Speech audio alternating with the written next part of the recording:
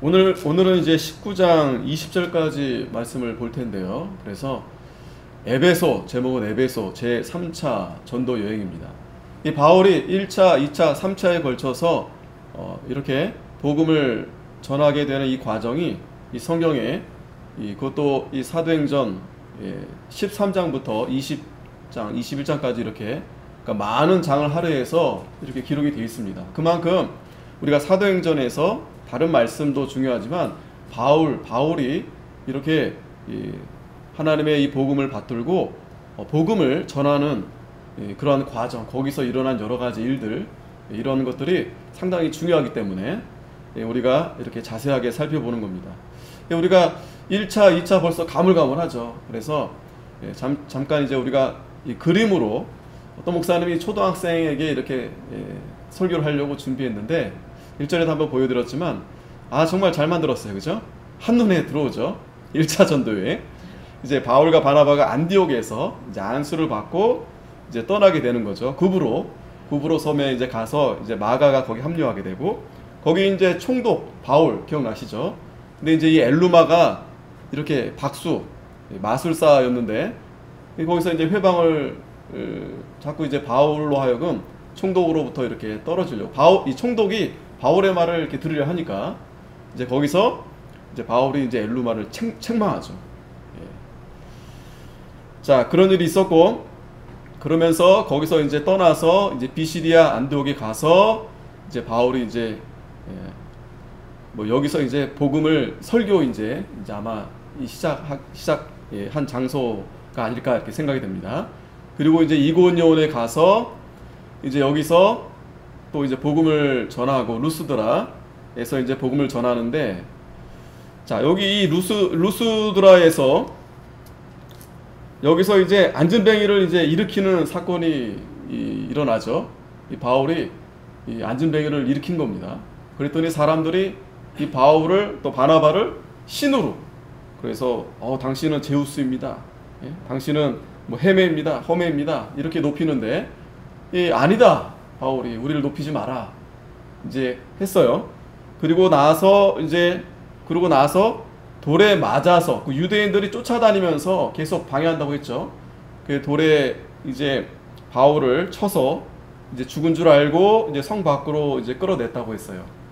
그랬는데 이제 보니까 거반 죽게 되었는데 하나님의 은혜로 다시 살게 된 거죠. 제자들이 이제 일으켜 이제 세워서 끌어다가 이제 다시 성으로 들어가게 했는데, 그리고 이제 더베라는 곳에 이제 간 겁니다. 이제 만신창이가 됐어요. 바울이. 그런데도 더베에 가서도 오히려 더 하나님의 말씀을 전하고 거기서도 계속해서 복음을 증거하는 겁니다. 그래서 우리가 14장 22절 말씀 성경 잠깐 보시면, 앞에는 우리가 보지 않았는데 요절 말씀이에요. 14장 22절 성경 말씀을 잠깐 보면, 자, 사도행전 14장 22절 같이 한번 읽겠습니다. 1차 전도 여행 때, 자, 이 말씀이 딱 기억이 나야 됩니다. 시작. 제자들의 마음을 굳게 하여 이 믿음에 거하라 권하고, 또 우리가 하나님 나라에 들어가려면 많은 환난을 겪어야 할 것이라 하고. 이 바울이 루스드라에서 안진뱅이도 일으키고 이런 놀라운 이러한 이적도 나타나고 또 하나님의 복음을 전했지만, 그러나 여전히 방해하는 세력들은 바울을 어떻게 해서든지 못하게 하고 또 이렇게 죽이려고 하고, 그러한 역사가 이렇게 있음에도 불구하고 바울은 여전히 제자들의 마음을 굳게 했다고 했습니다. 오늘 저와 여러분들도 이 말씀을 우리가 볼 때 참 이 바울도 여러 이렇게 환난과 핍박이 있었지만, 그러나 우리에게 말씀해 주시는 거예요. 하나님 말씀을 우리에게 주시는 거예요. 우리의 마음을 굳게 하라는 거예요. 마음을 굳게 하라. 마음을 굳게 하려면 믿음에 거하는 거예요. 믿는 거예요. 하나님 말씀을 믿는 거예요. 붙들고 나아가는 겁니다. 그래서 그 말씀 가운데에서는 하나님 나라에 들어가려면 많은 환난을 겪어야 된다. 이 말씀을 붙들고 믿고 담대하게 나아가라는 겁니다. 자, 그리고 이제 안디옥에 돌아와서 이제 1차 전도가 이제 마치게 됩니다. 그리고 나서 잠깐 2차 여행 가기 전에 예루살렘 공의회, 사도행전 15장에 보면은 이제 예루살렘 공의회에서 이 할례의 문제가 이제 이렇게 올라오게 된 겁니다. 할례의 문제. 이방인들에게 이제 할례를 행하느냐, 행하지 말아야 되느냐. 거기서 우리가 네 가지 잘 기억나죠? 네 가지. 첫째는 우상의 제물을 먹지 말아라. 그리고 피 먹지 마라. 그리고 목매어 죽인 것과 음행을 멀리하라. 이 네 가지. 네 가지를 예루살렘 공의회에서 딱 이제 이렇게 정하게 됩니다. 그래서 이 부분에 대해서 이제 이방인들은 더 이상 이제 할례 받을 필요 없어요. 그러니까 믿음으로 구원을 얻는 것입니다. 그러나 이 네 가지에서 중요한 것은 첫째는 예배는 하나님 앞에만 예배를 해야 된다라는 거예요. 왜? 거기에는 우상이 많습니다. 그러니까 1계명, 2계명, 3계명, 4계명 오로지 하나님 앞에만 예배해야 되고 하나님의 다른 모든 어떤 여러 가지 그건 만들면 안 되고 절해도 안 되고 또 하나님의 이름을 망령되이 해서는 안 되고 그거는 하나님 말씀을 무시하지 말라는 거예요. 그러니까 하나님이 분명히 우리에게 말씀했는데 제 생각대로 제 마음대로 하지 말라는 거예요. 부모가 자식한테 야 이렇게 해라 말하는데 그거 무시한단 말이죠. 네 해놓고 그렇게 똑같이 생각하시면 됩니다. 성경에 하나님이 우리에게 분명히 말씀했어요. 예배는 이렇게 해드리고 또 우리 삶은 이렇게 경건하게 살아라. 그래서 그 당시 꼭 요긴한 그 네 가지 우상의 제물을 먹지 말고 피 마시지 말고 그리고 목매어 죽인 거 음행. 그러니까 이 네 가지가 뭐 오늘날도 마찬가지입니다. 그 당시에 이제 이방인들 가운데서 복음을 이제 믿고 이제 하나님의 자녀가 되었는데 아직 분명하지 않아요. 이 사람들이. 왜? 그 유대인에 살지 않았기 때문에 뭐 우상의 제물도 뭐 그냥 계속 먹어왔었고 또 목매어 죽인 거 뭐 그런 거 뭐 자기네들 심심치 않게 그렇게 그게 널려 있잖아요. 또 피도 마찬가지입니다. 그렇기 때문에 그런 것을 주의하고 또 음행도 마찬가지입니다. 그런 것을 다 끊어버리고 이제는 변화돼서 하나님의 사람으로 거룩하게 이제 살아야 될 것을 예루살렘 공의회에서 분명하게 정해준 겁니다. 자, 그리고 이제 2차 여행을 이제 떠나게 되는데 이때 이제 여기서 사람이 좀 바뀌죠. 원래 바나바와 바울이 같이 갔었는데 이 마가가 중간에 무슨 문제가 생겼었어요. 그래서 이제 바울이 마음 편에 이 마가가 좀 실망스러웠는지 그런데 바나바는 이제 마가 같이 가자. 결국 그래서 이제 나눠지게 됐어요. 그런데 성경에서는 바나바와 마가의 그런 여행 전도는 기록되지 않고 이제 또 성도들도 이 바울과 실라에게 이제 환송하면서 교회에서 이제 선교를 파송하게 됩니다. 자, 그래서 우리가 2차 전도여행 쭉 우리가 말씀 보았죠. 루스드라에 가서 디모데를 만나고 또 드로아 빌립보에 가서 누굴 만났습니까? 루디아. 그러니까 사람하고 장소를 딱 연상하면 여러분 그렇게 이제 매치가 잘 돼요. 빌립보에 가서는 이제 루디아를 만났죠.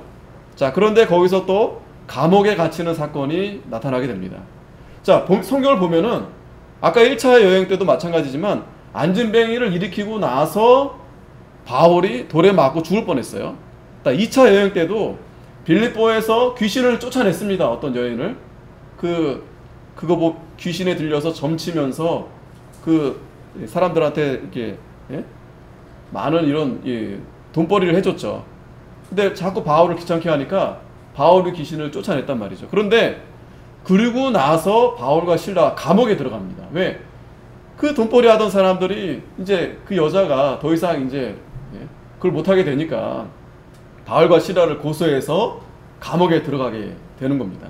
가만히 보면 이 하나님의 역사가 강력하게 나타나면 그 다음에 어떤 일이 일어나냐면 이렇게 바울을 볼 때 그에 상당한 고난이 따르는 걸 볼 수 있어요. 그렇죠? 그러면 우리가 반대로 생각해 볼 때 우리가 고난을 그러니까 세상에서 편안하게 살려고 하면 하나님의 말씀을 붙들지 않으면 편안하게 살 수 있어요. 반대로 말하면 어떤 분들은 그래요. 내가 하나님 말씀 더 잘 하려고 내가 붙들고 힘써서 내가 하려고 하는데 가령 뭐 새벽에도 나오고 주일도 열심히 하고 연보도 열심히 하고 그런데 왜 하나님은 왜 저를 도와주시지 않느냐 이제 그런 분들이 가끔 있어요. 그거는 이제 초신자일 수도 있고 또 신앙생활을 오래 하면서도 우리가 연약하기 때문에 그런 생각이 듭니다. 하나님이 나와 함께 하시는데 내가 하나님 기쁘신 일을 지금 열심히 하려고 하는데 자꾸 이렇게 막힌단 말이죠. 오히려 이렇게 애매하게 고난당하고 바울은 지금 돌에 맞아 죽을 뻔했어요. 또 2차 여행 때는 또 감옥에도 들어갑니다. 자, 그런데 바울이 신라와 감옥에 가서 하는 일이 뭐예요? 찬송을 부르고 기도를 하고 있단 말이죠. 그건 뭐예요? 바울과 신라는 하나님의 일을 할 때 진심으로 하나님의 일을 한 거예요. 진심으로. 사심을 버리고. 근데 왜 우리가 실망하냐면 사심이 있어서 그래. 사심이 있어서. 거기 꼭 사심이 들어가면 자, 이런 겁니다. 내가 누구에게 선을 베푸릅니다. 진심으로. 그러면 그 사람이 나를 알아주지 않아도 또 때로는 나한테 배신할 수도 있어요.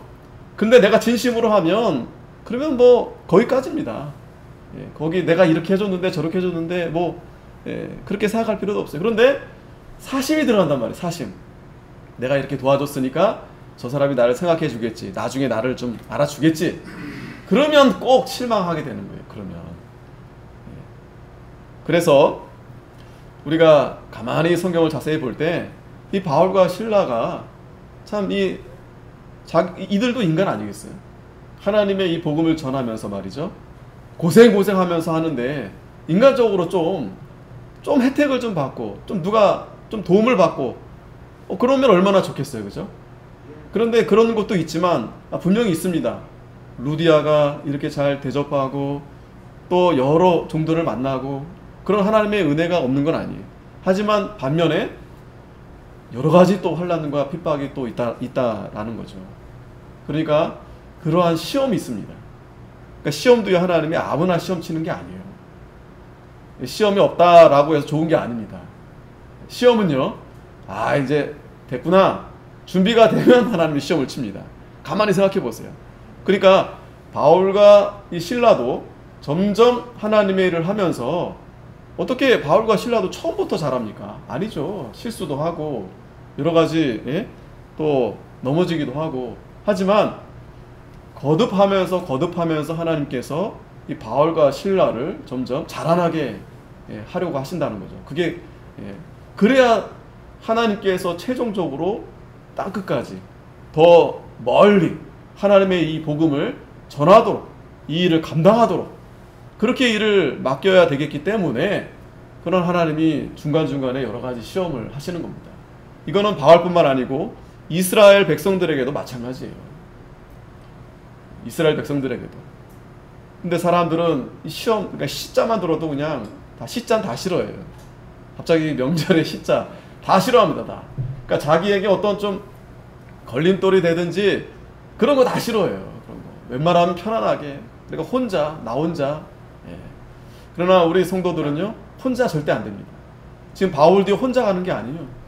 신라가 동행하고 또 루디아를 만나게 하고 또 고린도에서 브리스길라와 아굴라를 또 만나게 하고 자 이러면서 데살로니가에 가게 되죠. 그래서 새 안식일 그러니까 데살로니가 가면은 새 안식일밖에 복음을 전하지 못했습니다.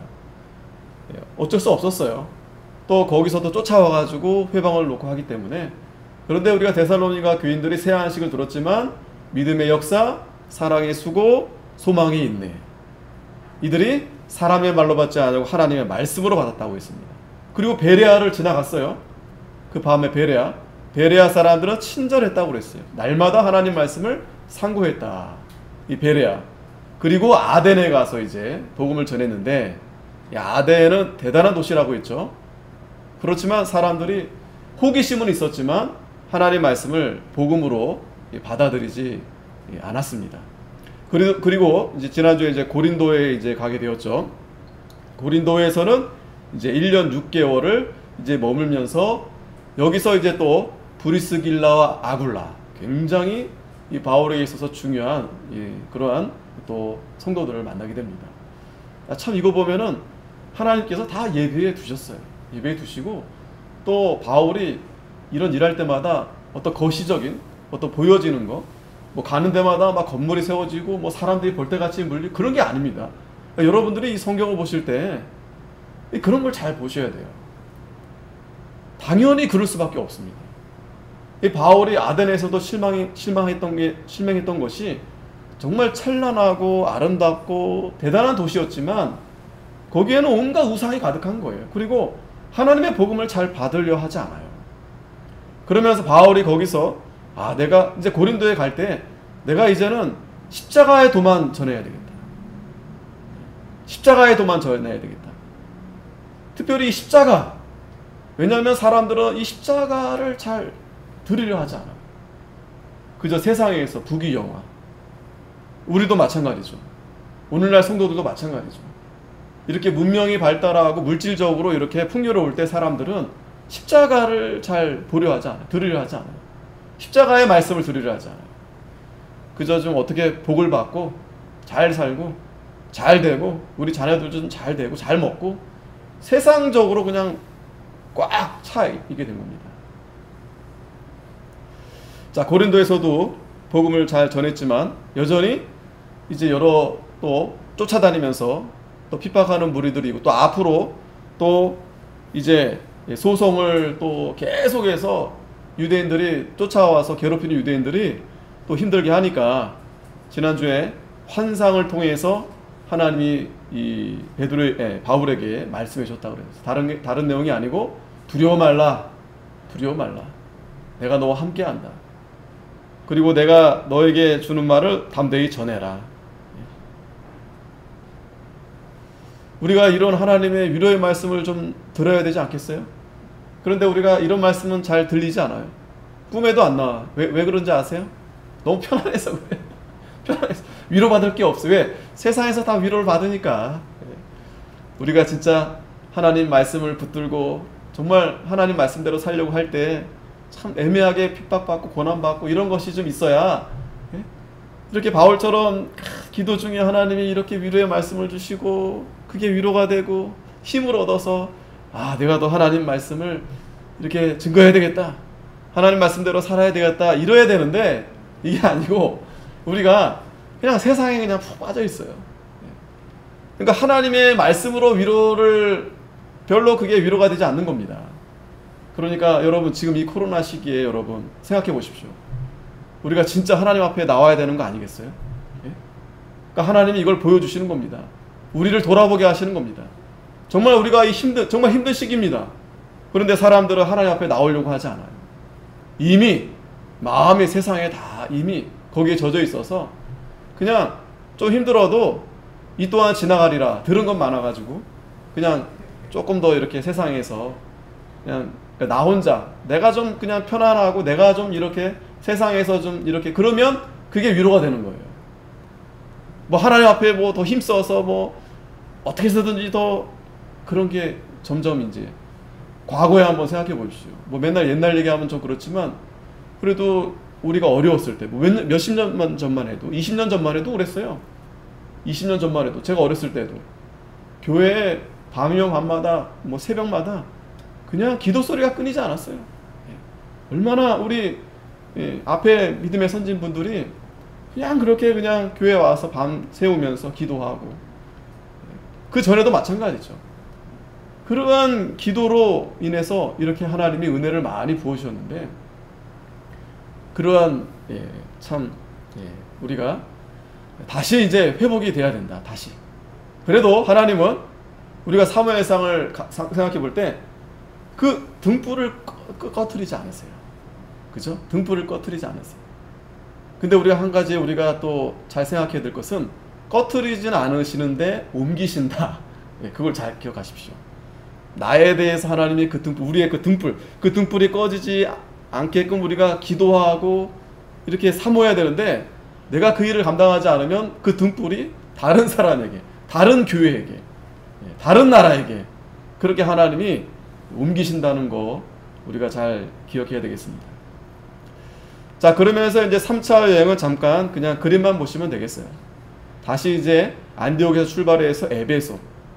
이 3차의 중요한 장소는 바로 에베소입니다. 에베소. 오늘도 이제 에베소에서 잠깐 이제 머물다가 다시 이제 가게 되는데, 그리고 에베소에서 이제 장로들에게 마지막 고별 설교. 왜냐하면 이제는 돌아올 수 없어요. 이제 바울이 그걸 이제 직감하게 된 겁니다. 왜? 이제 로마에 가서 이제 순교하게 될 거니까. 이제 3차 여행 때 이렇게 잘 마무리하고 예루살렘에 돌아와서 이제 로마로 이제 끌려가게 되는 겁니다.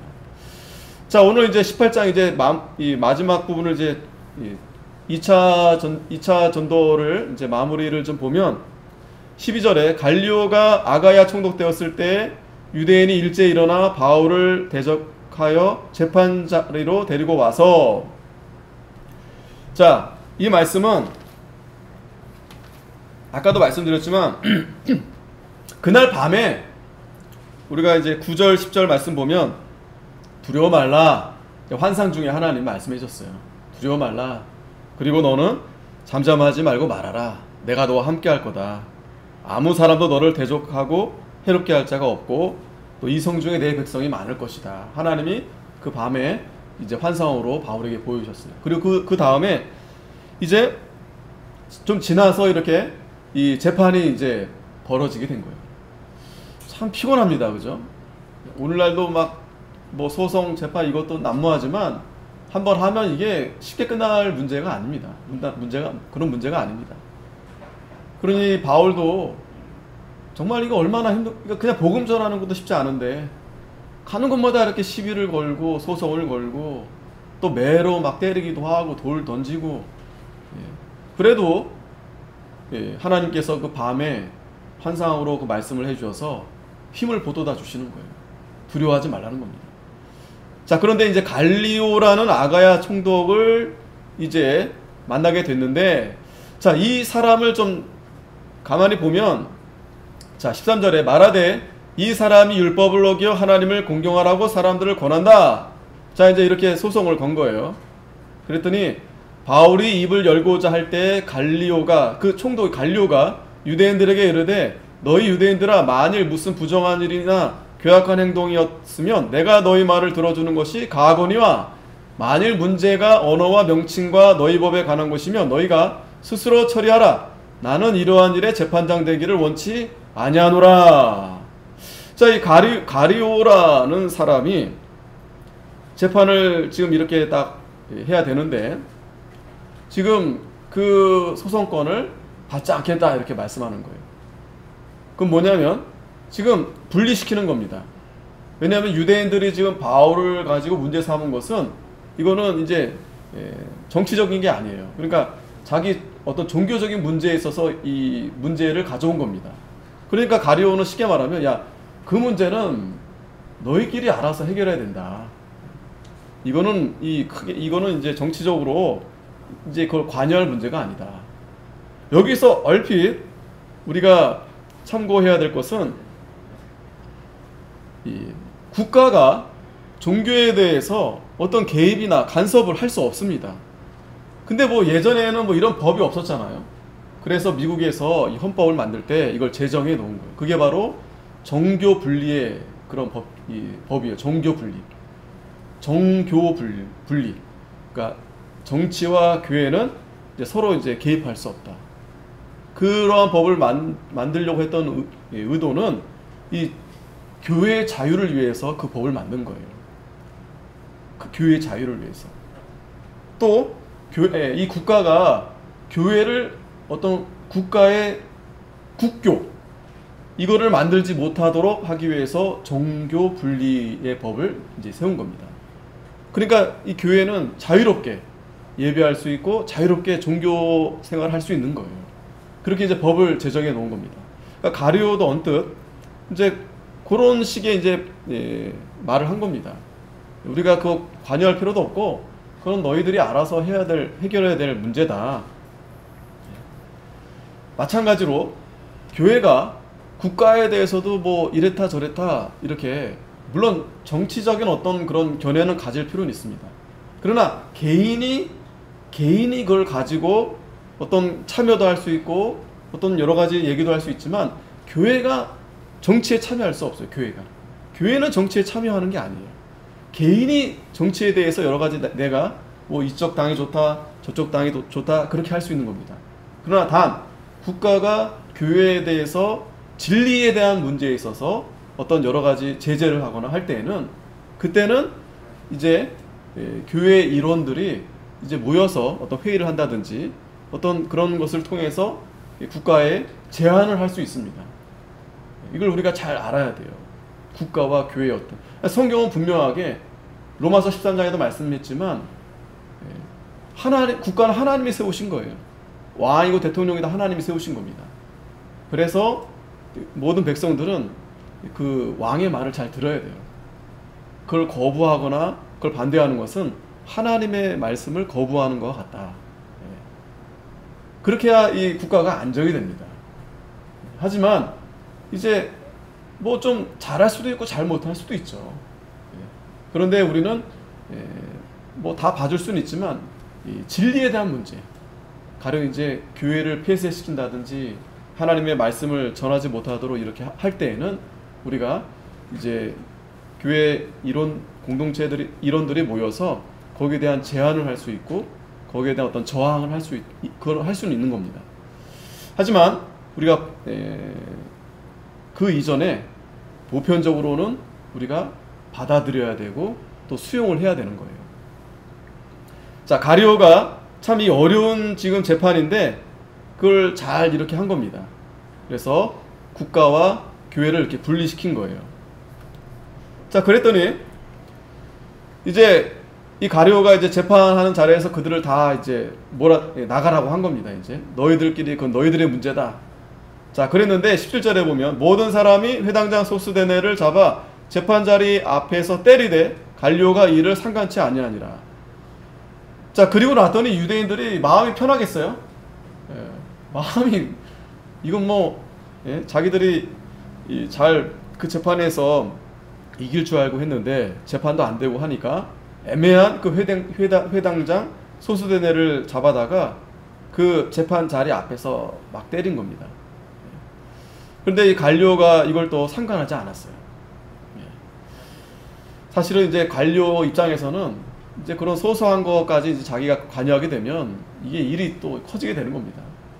이 갈리오 입장을 우리가 정확하게는 이 사람이 이 성도인지 어떤 사람인지는 잘 모르겠지만 어쨌든 이 바울과 이 실라가 이 복음을 잘 전하도록 어떤 도움이 된 거는 분명해요. 그죠? 하지만 이 유대인들은 거기에 굴하지 않고 계속 이렇게 방해를 하는 겁니다. 이 회당장 소스데네인데 우리가 8절에 보면은 회당장 그리스보라는 사람이 있어요. 그러니까 이 소스데네는 이 그리스보의 후임인 것 같은데 이 8절에 보면 그리스보가 온 집으로 더불어 주를 믿으며 수단 고린도 사람도 듣고 믿어 세례를 받았다고 했어요. 이 회당장이 이 주님을 영접하게 된 겁니다. 아마 그래서 이 소스데네도 뒤를 이어서 이렇게 이 복음을 믿게 되었는지 어쨌든 이 유대인들이 이 소스데네를 이렇게 때린 거 보니까 이 소스데네도 믿는 자일 거다라고 우리가 또 추측해 볼 수도 있는 거죠. 아니면 괜히 때릴 필요가 없잖아요. 자, 그리고 나서 18절에 바울은 더 여러 날 유하다가 형제들을 작별하고 배 타고 수리아로 떠나 갈새 브리스길라와 아굴라도 함께 하더라. 바울이 일찍 서원이 있으므로 갱그레아에서 머리를 깎았더라. 자, 이제 고린도에서 이제 떠나서 이제 돌아가는 길에 이 브리스길라 아굴라도 이제 함께 했습니다. 또 같이 같은 일이지만 이 브리스길라와 아굴라가 참 이 바울을 잘 섬기고 또 이렇게 함께 동역하는 참 아름다운 모습을 우리가 보게 됩니다. 자, 여기서 보면 바울이 일찍 서원한 게 있다고 그랬어요. 내용은 성경에 나와 있지는 않지만 아마도 이제 바울이 이제 이 전도를 시작할 때 항상 그런 서원을 했겠죠. 하나님이 복음이 잘 증거되도록 잘 하나님께서 도우셔서 이렇게 그런 서원을 아마 하지 않았을까. 하나님이 건강을 허락해 주시면 함께 해주시면 잘 감당하겠습니다. 자, 그런 서원이 있은 다음에 갱그레아에서 머리를 깎았다 그랬습니다. 자, 이 머리를 깎은 건 그냥 머리가 길러서 깎은 게 아니고, 여러분들 우리 나실인 이 서원 제도를 잘 생각해 보면, 그 이스라엘 백성들이 누구나 이제 서원을 하고 나실인 서원을 해서 그 서원을 하는 동안 머리를 자르지 않습니다. 나실인처럼. 그래서 서원을 그가 다 잘 마친 후에는 이제 다시 원래대로 돌아가게 돼 있어요. 원 상태로. 그 머리를 다시 이제 자를 수 있는 겁니다. 그런 어떤 의식을 행한 거예요. 이 바울이. 사실은 이러한 의식을 해도 되고 안 해도 되는데, 이 바울이 이 유대인들에게도 자기가 이런 의도적으로, 왜냐하면 이 바울이 복음을 전하는데 이 유대인들이 아직 좀 적응이 안 되잖아요. 왜냐하면 이 유대인들은 이 구약의 모든 율법이 젖어 있는데, 바울은 이제 또 새로운 이제 예수 그리스도의 십자가 복음만 전하다 보니까 이게 좀 괴리감이 좀 생길 수가 있어요. 그러니까 이 바울은 크게 이제 이 진리 문제가 아닌 것에 대해서는 이러한 오랜 전통에 대한 것들도 이제 조금씩 이렇게 자기가 이렇게 한 겁니다. 19절에 에베소에 와서 저희를 거기에 머물러 두고 자기는 회당에 들어가서 유대인들과 변론하니. 자, 이제 에베소에 잠깐 머물다가 다시 안디옥에 가서 3차 때 다시 에베소로 이제 갑니다. 자, 여기 에베소에 이제 2차 여행 마무리 되기 전에 잠깐 들리는데, 자, 여기서 이 브레스길라 아굴라는 이제 어디 숙소에 이제 머물게 하고, 이 바울을 계속 이제 복음을 전하는 거예요. 이걸 보면 참 바울이 뜨겁습니다. 분명히 이제 몸은 지치고 피곤할 수 있는데 그냥 하나님의 이 사명을 최선을 다해서 감당하는 거예요. 회당에 들어가서 유대인들과 이제 변론했다고 그랬습니다. 자, 에베소는 어떤 곳이냐? 에베소도 아테네와 마찬가지로 굉장히 부유한 도시, 항구 도시. 그러면서 굉장히 탐욕이 아주 그냥, 그러니까 이 당시 오늘날도 마찬가지입니다. 잘 살고 문명이 발달하고, 특별히 이제 항구 도시 이런데 무역이 이제 활발하게 이루어지니까 이런 데는 굉장히 빠르게, 그러니까 다른 데보다 이 발전하는 속도가 굉장히 빨라요. 반면에 부패하는 속도도 굉장히 빠릅니다. 퇴폐적인 그런 문화도 굉장히 빨리 받아들이는 곳이에요. 그래서 이 에베소라는 그 뜻이 탐욕, 어떤 소망, 탐욕과 소망 이런 의미가 있다고 합니다. 탐욕. 인간의 어떤 탐욕이 아주 가득한 곳. 그래서 이 에베소는요, 이 터키예요, 터키. 우리가 이제 요한계시록 보면 아시아 7교회 중 첫 번째 교회, 에베소 교회. 여기에 이제 에베소 교회가 세워지는 겁니다. 여기 이제 그 성지순례들 많이 가잖아요, 관광객들이. 우리 그림에서 보시는 데가 바로 이제 아데미 신전입니다. 그러니까 에베소에서는 뭐 다른 여러 명소가 있는데 이 성경에서 주로 나타나는 곳은 아데네 신전. 이 신전. 이 사람들 벌떼같이 올라가는 거 보세요. 우리나라 사람들입니다. 우리나라 사람.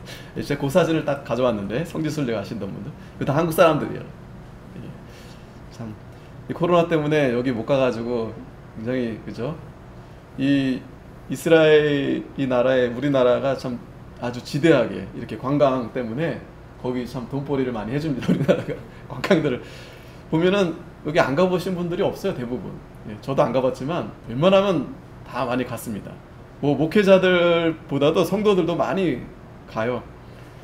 특별히 이제 이스라엘을 주로 가는데, 거기는 이제 성지순례 이제 처음 가시는 분들은 이스라엘 가고, 거기 갔다 오시는 분들이 터키 여기 갑니다. 이제 터키. 또 유럽 여행으로 또 가시는 분들도 있고, 가면은 이제 여기 아데네 신전에 이제 꼭 가죠. 여러분 이 길을 보세요. 이 도로를 이렇게 깔아놓은 거예요. 벌써 오래전에. 대단하죠. 그러니까 어마어마하게 그 옛날에도 굉장히 발전된 도시다라고 볼 수 있는 겁니다. 여기는 이제 화장실입니다. 화장실. 공중 화장실. 그 옛날에 공중 화장실이 있었어요. 목욕탕도 있고. 그리고 이건 그 유명한 경기장. 그리고 이거는 이제 가상으로, 지금은 이제 무너졌지만 아까 그 신전이 무너져 있었는데 이걸 다시 이제 이렇게 그래픽으로 그려놓은 겁니다. 굉장히 저 기둥이요, 이게 7대 미스테리 중에 하나의 건물이라는 거예요. 저 기둥을 도대체 어떻게 저렇게, 그러니까 기둥 위에 그 지붕을 어떻게 저게, 나중에 여러분들이 뭐 유튜브나 TV를 보시면은 기둥이 어마어마합니다. 이 기둥 하나가 어마어마해요. 그 기둥 세우는 것도 일인데 그 위에 지붕에다 저렇게 해놓은 거 보세요. 그리고 앞에 여기 이 조각상 있죠? 우상? 이게 바로 아데미 여신입니다. 아데미 여신. 아데미 여신. 가슴이 많죠? 이게 이제 다산을 상징하는 거죠. 자, 그런데 여기에 여러 사람이 더 오래 있기를 청하되 허락지 않았다 그랬습니다. 말씀을 듣고 에베소에 있는 성도들이 좀 더 있으면 이렇게 했는데 바울이 허락하지 않았다. 왜 허락하지 않았냐면 21절에 작별하여 가로되 만일 하나님의 뜻이면 너희에게 돌아오리라 하고 배를 타고 에베소를 떠나. 하나님의 뜻이면 돌아오겠다. 자, 여기서 궁금한 것은 참 이게 중요한 문제인데 하나님이 지금 바울에게 야, 너 거기 한 3일만 머물다가 이제 그 다음날 떠나야 된다 이렇게 말씀해서 바울이 아, 이제 하나님이 여기 뜻이 아니어서 전 가야 됩니다 그렇게 대답했을까요? 예? 이게 상당히 애매한 말입니다. 하나님의 뜻이면 내가 다시 돌아올 거고 하나님의, 그러니까 이 말은 뭐예요? 하나님의 뜻이 아니기 때문에 내가 머물 수 없고 지금 가야 된다라는 거죠. 그러면 하나님이 바울한테 야, 너 지금 여기 떠나라 라고 직접 그렇게 말씀했을까요? 이거는 여러분, 이거를 또 더 넓게 여러분 적용하자면 우리도 가끔은 하나님의 뜻을 찾습니다. 그죠? 하나님의 뜻이 뭘까? 예? 가라는 게 하나님의 뜻일까? 가지 말라는 게 하나님의 뜻일까? 또 바울은 도대체 어떤 근거로 하나님의 뜻을 어떤 근거로 지금 여기 머무르는 게 하나님의 뜻이 아니라는 것을 그가 그렇게 깨닫고 가야만 했을까? 이걸 잘 아셔야 됩니다. 이거는 참 어려운 문제인데 우리가 이 하나님의 뜻을 찾을 때에는 보통은 이제 기도하면서 뜻을 찾습니다. 기도하면서. 그러니까 우리가 기도를 잘해야 되겠죠. 내 사심이나 어떤 다른 마음으로 기도를 하면 단번에 발람이 기도한 것처럼 가지 말라 가지 말라 했는데 자꾸 가고 싶은 마음으로 기도하면 가는 거예요. 그러니까 우리가 기도를 잘해야 되겠죠. 첫 번째는. 그런데 그 기도를 할 때 하나님 말씀을 붙들고 기도를 해야 됩니다. 그러면 하나님 말씀이 이렇게 많잖아요. 도대체 어느 말씀? 이렇게 찍어요. 이렇게. 아! 오늘 시편 34편 말씀을 나에게 주셨다. 오늘 그 말씀대로 내가 순종해야 되겠다. 그러면서 뭐 아무렇게나 막 적용해야 되겠습니까? 그건 아니겠죠. 그러니까 이게 제 말씀은 쉽지 않다는 말씀입니다. 그래서 우리가 하나님의 뜻을 좀 더 분명하게 찾으려면 이건 정말 정확하게 하나님이 뭐 해라 이렇게 말씀하시지 않으세요. 또 간혹 가다가 어떤 감동이 오기도 합니다. 그런데 그게 진짜 하나님의 뜻인지 아닌지 그거는 우리는 잘 알 수 없어요. 그러니까 바울은 지금 이 말씀은 뭐냐면 최대한 자기 생각대로 자기 뜻대로 하지 아니하고 하나님이 인도하시는 대로 하겠다라는 말씀을 지금 하는 겁니다. 무슨 말씀인지 알겠죠? 그러니까 하나님의 뜻을 찾고자 할 때 내일 비가 오겠습니까? 안 오겠습니까? 뭐 점치듯이 그걸 찾는 게 아니라 그러니까 이거는요 시간이 참 많이 걸리는 문제입니다. 아, 하나님의 뜻이 어디에 있는지 이게 단번에 찾았다가 아니고 계속 우리는 그 뜻을 찾아가는 거예요. 아브라함이 하나님께서 너는 본토 친척을 아비 집을 떠나 내가 내게 지시한 땅으로 가라 했잖아요. 그러면 그 뜻이 도대체 뭐예요? 당장 네 지도를 딱 보여주고 자, 한 몇백 킬로 떨어진 곳인데 네가 거기를 며칠 만에 가야 된다. 그렇게 찾을 수 없어요. 그렇게 찾는 문제가 아닙니다. 하나님의 뜻은 우리는 평생 죽을 때까지 하나님의 뜻을 찾아야 되는데 이것을 너무 마음이 급해가지고 가령 내가 뭔가 하나님의 뜻을 분명하게 알았어요. 깨달았어요. 깨달았다고 쳐요. 오늘 하나님이 나에게 분명히 보니까 말씀도 그렇고 또 여러 가지 정황을 보니까 이게 분명히 하나님의 뜻인 것 같아요. 그러면 그 하나님의 뜻은요 단회적인 게 아니에요. 궁극적인 하나님의 뜻은 하나님의 그 언약, 영원 불변한 그 언약이 담겨져 있는 거예요. 그죠? 그건 뭐예요 그게? 우리가 계속 이 땅에 살면서 하나님 말씀대로 살고 하나님의 영광을 나타내고 그게 다 하나님의 뜻에 담겨져 있는 거 아니겠어요? 그런데 우리는 그런 건 별로 그런 건 별로 관심 없어. 지금 내가 집을 살아야 되느냐 말아야 되느냐, 지금 내가 이 일을 해야 되느냐 말아야 되느냐, 거기에만 관심이 있으니까. 그러니까 서양 사람들은 뭐예요? 점집 가면 간단해요. 딱 점 보면 딱 예? 나왔습니다. 뭐 예? 올해는 뭐가 풀리겠고, 예? 올해는 이거 하면 안 되겠고. 그게 맞을 수도 있어요. 왜? 그 사람의 예, 지금 단회적인 일시적인 그런 일이거든요. 근데 문제는요, 그게 될 수도 있고 안 될 수도 있는데, 그게 되느냐 안 되느냐는 그게 중요하지 않아요. 사실은 그게 중요하지 않아요. 그러니까 직장에 올해 들어가겠습니까 안 들어가겠습니까? 사람들은 거기에, 직장 젊은이들은 항상 거기 관심 있잖아요. 내가 빨리 직장 가고 싶어야 되는데. 답답하니까 점 보러 간단 말이죠. 올해 들어가겠습니까? 아니면 언제 들어가겠습니까? 그러면 점치는 사람이 그걸 딱 얘기해줘요. 올해 안에, 올해 가을, 뭔가 좀 기운이 있고 될 것 같다. 그러면 그걸로 위로를 받는 겁니다. 그러면 그 일을 진짜 들어갔어요. 가을에. 그러면 다 해결됩니까? 다 해결됩니까? 해결되게 뭐가 해결됩니까? 결혼도 마찬가지입니다. 궁합을 보러 가잖아요. 올해는 결혼 운이 있습니다. 그 결혼해요.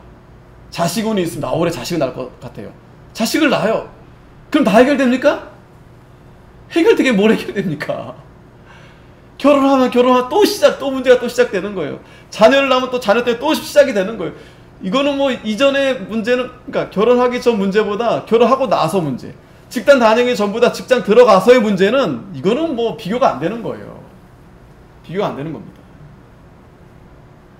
그럼 하나님의 뜻은 어디 있어요? 직장에 들어가느냐 안 들어가느냐가 문제가 아니에요. 하나님의 뜻은 거기에 있지 않아요.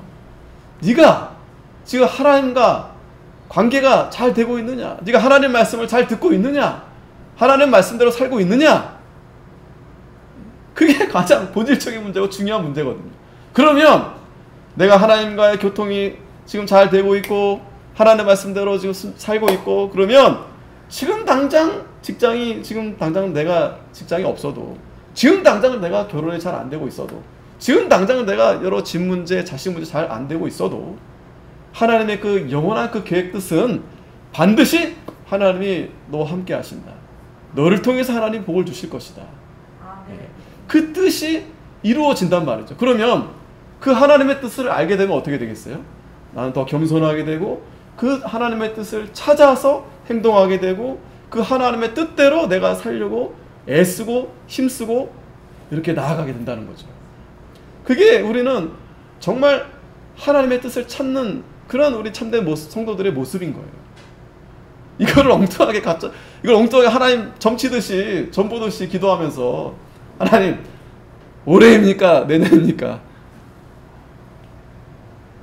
올해도 아니고 내년도 아니고.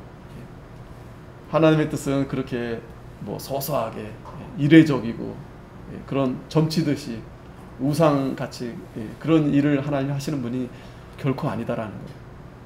하나님의 작정은, 여러분, 이 천지 만물을 하나님의 계획대로 작정하시고 세우신 분이 하나님이세요. 우리의 그 아주 조잡하고 그 얄팍한 그런 계획을 세우고 그런 뜻을, 물론 하나님이 그걸 못하시진 않지만 하나님의 계획은, 섭리는 더 원대하다라는 거죠.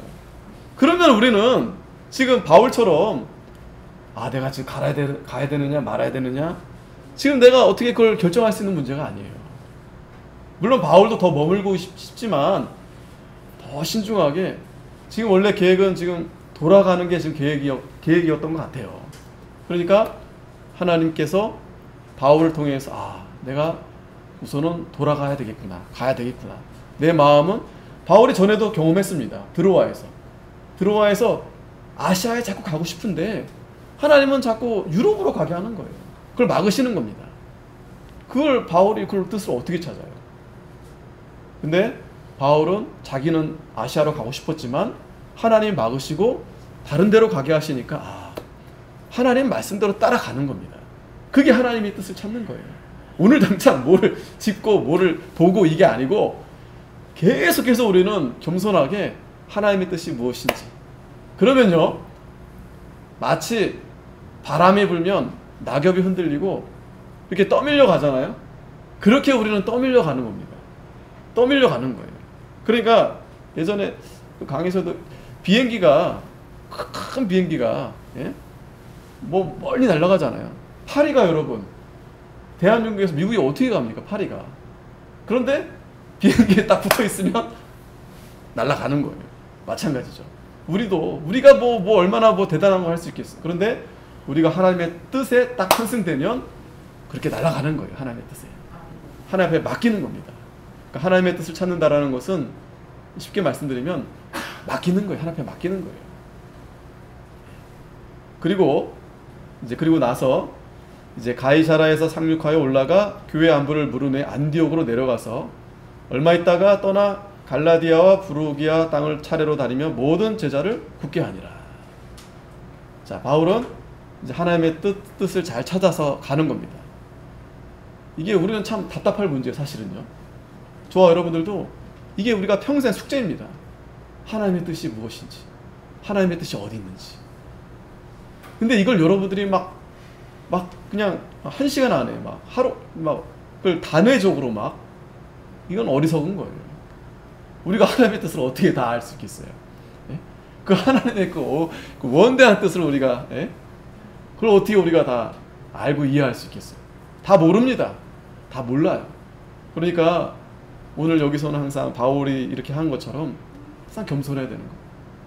그리고 조심해야 되는 겁니다. 그리고 항상 우리는 하나님 편에서 그러니까 항상 서두르면 꼭 이렇게 실수하게 돼 있어요. 서두르면 조바심. 사람이요 마음에 욕심이 생기면 막 서두릅니다. 막 조바심이 생깁니다. 그리고 그 홈쇼핑 그러잖아요. 자, 얼마 안 남았습니다. 몇 분 안 남았습니다. 이게 사람들의 욕구를 자극시키는 거예요. 얼마 안 남았다, 몇 개 안 남았다 그러면 이게 그냥 온 신경이 다 이거 이번에 아니면 이거 다 놓칠 것 같다, 다 잃어버릴 것 같다.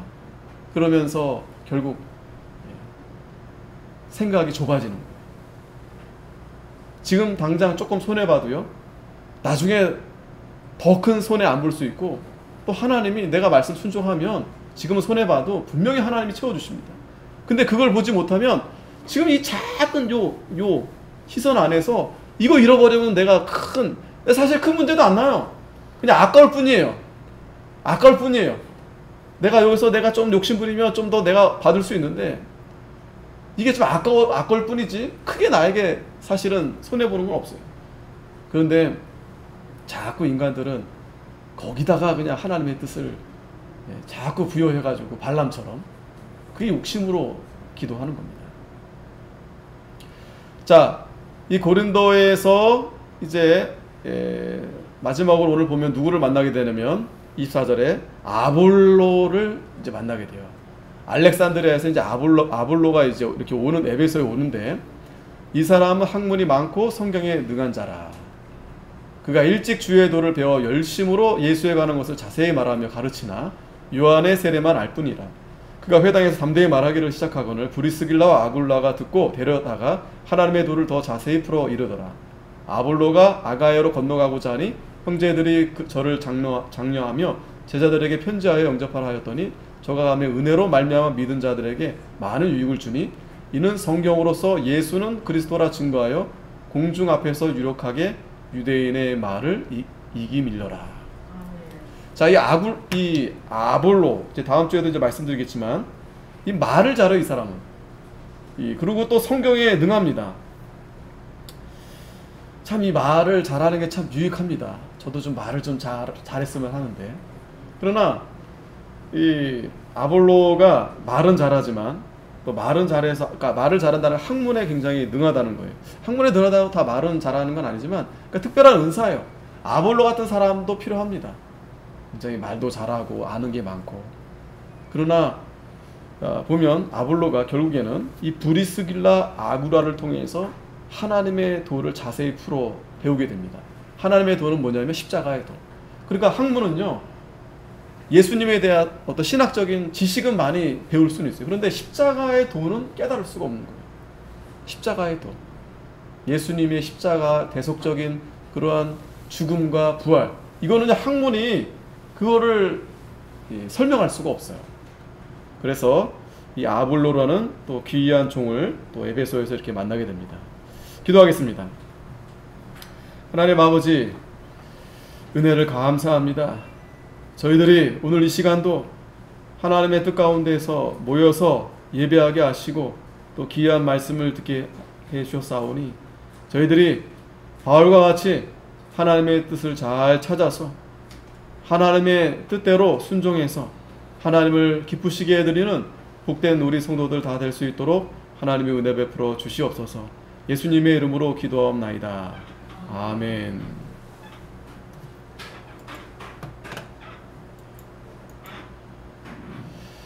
찬송가 397장 397장 찬송하고 주님 가르쳐 주시기도 마치겠습니다. 주 믿는 사람 일어나 다 힘을 합하여 이 세상 모든 마귀를 다 쳐서 멸하세. 저 앞에 오는 적군을 다 싸워 이겨라. 주 예수 믿는 힘으로 온 세상 이기네. 믿음이 이기네. 믿음이 이기네. 주 예수를 믿음이 온 세상 이기네. 온 인류 마귀의 율로 큰 죄에 빠지리. 진리로 띠를 띠고서 늘 기도 드리세.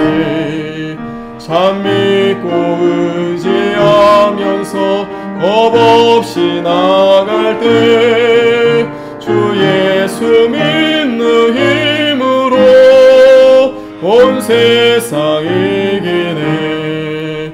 믿음이 이기네. 믿음이 이기네. 주 예수를 믿음이 온 세상 이기네. 끝까지 이긴 사람은 흰 옷을 입히고 또 영생 복을 주시리. 참 기쁜 일일세. 이 어두운 세상 지나서 저 천성 가도록 주 예수 믿는 힘으로 온 세상 이기네. 믿음이 이기네. 믿음이 이기네. 주 예수를 믿음이 온 세상 이기네. 주민 가르쳐 주신 기도 마치겠습니다. 하늘에 계신 우리 아버지여, 이름이 거룩히 여김을 받으시오며 나라의 임하옵시며 뜻이 하늘에서 이룬 것 같이 땅에서도 이루어지이다. 오늘날 우리에게 일용할 양식을 주옵시고 우리가 우리에게 죄 지은 자를 사하여 준 것 같이 우리의 죄를 사하여 주옵시고 우리를 시험에 들게 하지 마옵시고